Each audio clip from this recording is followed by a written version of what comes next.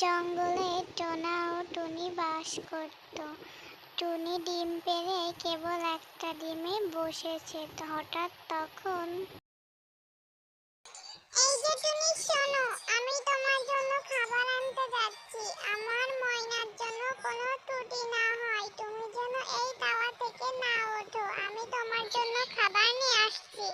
টোনা চলে যাওয়ার পর টুনি একা একাই বসে থাকে। হঠাৎ করে সেখানে একটি পেতনি চলে এসে বলে, এই টুনি, টুনি, আমি তোর ডিমগুলো খেয়ে ফেলবো।